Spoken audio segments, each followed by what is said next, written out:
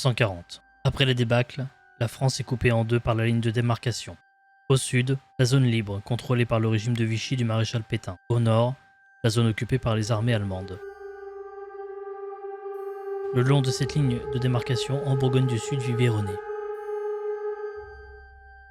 Elle jonglera entre la zone libre, où elle fera partie de la résistance, et la zone occupée à Chalon-sur-Saône.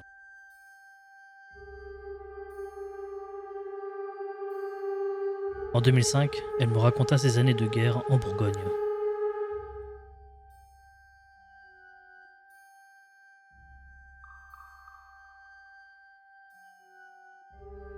On a commencé à réagir à ce moment-là. Où chacun essayait de faire. On voyait quand même là vers 39-40, quand ils ont commencé à monter au front, comme le grand-père, qu'il y avait quelque chose qui ne marchait pas.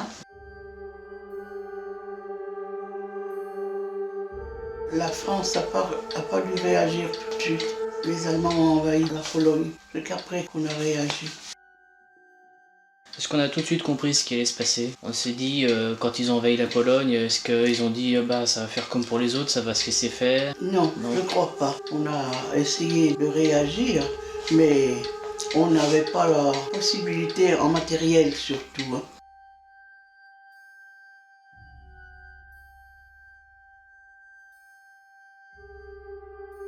Alors justement, la ligne Maginot, est-ce que ici on était aussi confiants que Oui, les dirigeants? Oui, on croyait que ça allait vraiment arrêter les Allemands. Mais on a été surpris quand ils ont passé par la Belgique.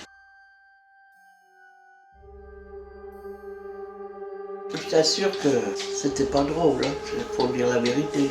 Parce que à partir du mois de juin 40, l'envahissement de la France s'est fait rapidement.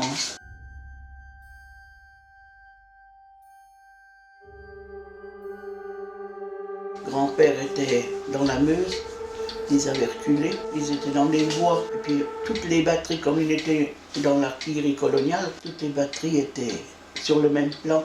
Mais il n'y avait qu'une pièce qui tirait, puis c'était la sienne. Alors tu penses les Allemands piquaient dessus.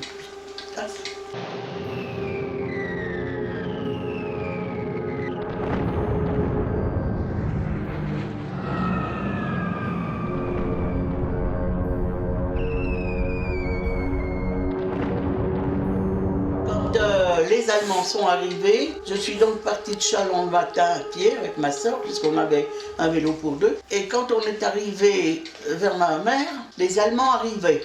Ils allaient sur Tournu et ils ont arrêté les chars vers nous. Ils ont tourné les tourelles du côté de ma mère. Ils l'ont fait venir, ils l'ont interrogé, savoir où était mon père. Alors comme maman parlait l'allemand, elle leur a expliqué. Et puis ils voulaient savoir dans quelle direction il fallait qu'ils aillent. Ils l'ont fait marcher devant les chars d'assaut pour faire bien voir où il fallait qu'ils aillent. Et puis ils sont partis. Et dans la nuit, il y en a qui sont venus prendre la relève vers nous. Ils faisaient la circulation, la police, ils faisaient tout.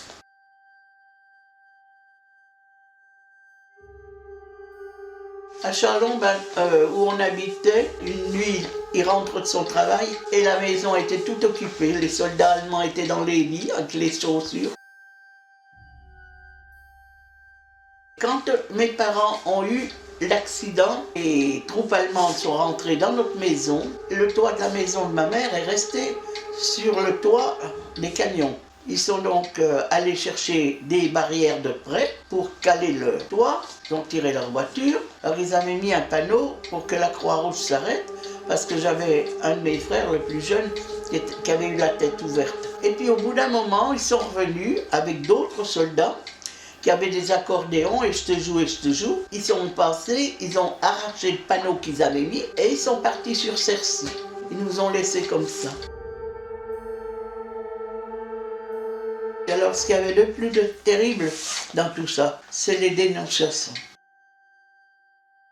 J'avais trouvé du travail. Je cherche une nounou. Il y en avait une vieille bite qui habitait la maison, qui aurait bien voulu la prendre. Et je l'avais donnée à une de mes voisines, qui était très bien. Pour se venger, cette personne m'a dénoncé à la police allemande. Et un jour, j'étais donc chez moi, j'étais couché. J'entends frapper, j'ai cru que c'était le médecin. Penses-tu que c'était la milice qui est arrivée? Ils ont commencé à tout sortir ce qu'il y avait là, dans les placards. Ils m'ont dit de m'habiller, puis ils m'ont emmené. Ils m'ont emmené rue Mabillon. J'avais été dénoncée que j'avais la carte d'alimentation de mon mari qui était en Allemagne. J'avais gardé cette carte d'alimentation pour avoir des points, pour avoir du pain. Eh ben, j'ai d'abord eu une bonne brossée avant, et puis après ils m'ont relâché. Mais j'étais pas jolie à voir, par exemple. Et quand ils m'ont fait voir la lettre là-bas, comme quoi j'avais été dénoncée. Je leur ai dit tout de suite le nom. Mais après on a déménagé, mon mari est rentré d'Allemagne, et puis on avait trouvé un poste de gardiennage dans des immeubles bien. Et avec un défaut, c'est que quand il y avait des alertes, il y avait des abris dessous. Alors il fallait être là pour ouvrir. On est tombé sur on est tombé sur un médecin allemand. On trouvait qu'il était vraiment gentil. Sa femme et ses enfants avaient été tués en Allemagne sous les bombardements. Autrement, on est tombé sur un jeune, on l'appelait Kens, c'était Eugène qui s'appelait. Eh bien, c'était pareil, il était très très gentil avec nous. Il venait, il disait à maman, Madame Rava, lumière. Eh bien oui, ben tu vois celui-là, il était trop gentil. On lui a proposé de partir en Russie, il a refusé, ils l'ont fusillé. Rester ici, et ils l'ont fusillé. Ils l'ont fusillé. Et pourtant, c'était un soldat allemand. Mais mon père a été enlevé, il était au chemin de fer. Normalement, le 1er mai 40, mon père était en retraite. Il était maintenu du fait des hostilités. Il continuait à travailler, il était plutôt de la résistance, le papa. Alors, il avait été à Corlay, quand il y a eu l'attaque. Il a quitté le chemin de fer, il est resté carrément dans la résistance. Il était à la Grande Verrière, puis il a fait l'attaque du Bois Clair, et puis les Allemands l'ont arrêté. Il a été parti pendant 10 mois. On ne savait pas où il était. Et puis un beau jour, on l'a vu rentrer, il s'était sauvé. La nuit, on n'avait pas de voiture ni rien. On allait de Cercy jusqu'à Étrigny à pied la nuit pour porter les messages. Et j'en ai fait de la route comme ça. Quand j'entendais un petit vol d'oiseau comme ça.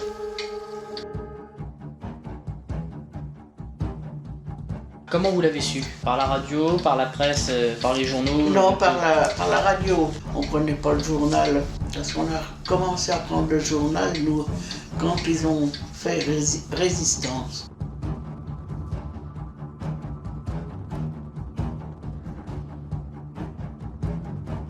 Quand avez-vous su que les Américains allaient venir? Ils avaient déjà essayé un débarquement, mais ça n'avait pas réussi, c'était plus haut. On attendait un peu sur eux une nuit. On avait un terrain d'atterrissage à la prairie et les avions étaient passés cette nuit bien bas de ces ras. On a dit qu'est-ce que ça veut dire?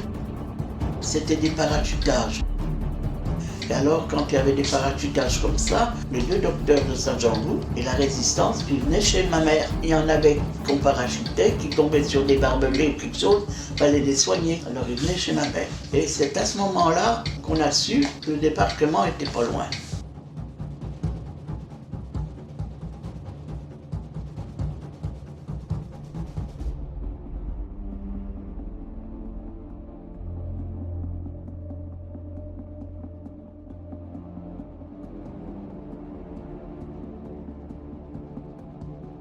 On n'était pas loin d'Hispano-Suiza. Il y avait Citroën, Hispano-Suiza, puis autre chose. Et à ce moment-là, ces usines étaient occupées par les Allemands. Eh bien, on était bombardés par les Américains, justement, parce qu'ils voulaient détruire les machins allemands qui étaient dans ces usines. Ouais. Mais en attendant, qui c'est qui prenait? Ben, c'était les civils qui étaient autour. Nous, quand on habitait Saint-Rémy, à l'époque, on habitait pas loin de la ligne de Paris-Lyon. Eh bien, les bombardements qu'il y a eu sur les trains, et puis que c'était des trains de gens comme toi et comme moi, qu'on emmenait à Dachau ou ailleurs, qui étaient plus visés que des trains d'armement, c'est des choses que ça, je n'aimais pas.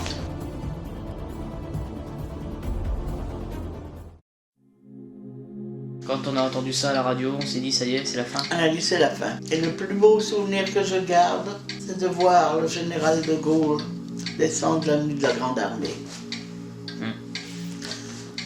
je m'en rappellerai longtemps.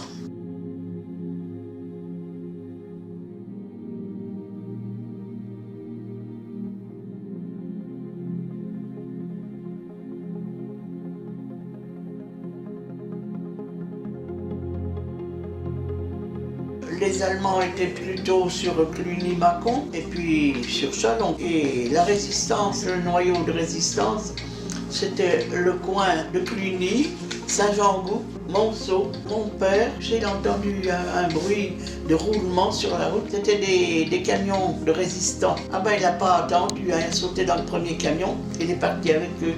Ils allaient au Bois-Clair, à l'attaque du Bois-Clair pour libérer là. Et malheureusement, à Cluny, il y a eu beaucoup d'arrestations.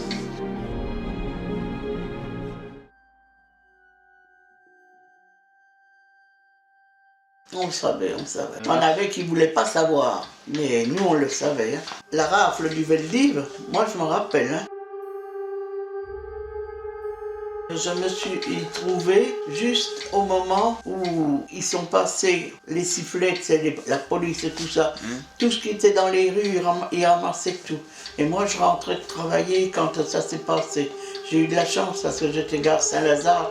J'avais même pas seulement des papiers sur moi. C'était le soir parce que je travaillais pour une maison de haute couture et puis il fallait que je fasse le ménage après les heures de travail, quoi. Mais je t'assure que j'ai pas brillé. Et mon mari a été par 2 fois en Allemagne. Mais la deuxième fois, il y a été volontairement. Alors là, on ne l'avait pas plaint parce qu'il trouvait que chez nous, on crevait de faim. Quand il avait été au service obligatoire, bon ben ça s'était à peu près bien passé. Puis la deuxième fois, il avait du travail. On lui avait trouvé du travail à Paris, mais pas dans la cuisine. Et un jour, je suis rentré, je dis tiens, ben, son vélo est là. Et ben il venait m'annoncer qu'il repartait 2 jours après pour l'Allemagne. Il avait signé un engagement d'1 an. Il est revenu, pas entre les planches, mais il faisait à peu près 45 kilos quand il est revenu.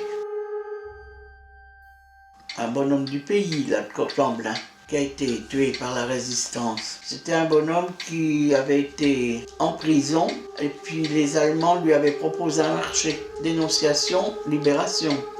Il avait une liste de pas mal de personnes dans le quartier là, qui dénonçaient. Celui qui a fait, je me demande si c'est une vengeance personnelle. Il l'a fusillé vers le cimetière de Saint-Jean-Goup. On a dit, oh, il aurait peut-être pas fallu parce qu'il avait des enfants, tout ça. Et d'un autre côté, si on avait arrêté ceux qu'il avait sur sa liste, eux aussi avaient des enfants. Il faut bien réfléchir. Après qu'il a été fusillé, c'est moi qui ai rapporté l'argent qu'il avait sur lui et ses papiers à sa femme. Ça fait un drôle d'effet, ça. Oh là là, il s'en est bu des bouteilles ce jour-là. Elles sortaient des caves. On les trouvait bien. À Châlons, ils ont été quelques jours encore. Mais vers nous, là, on était plus tranquille.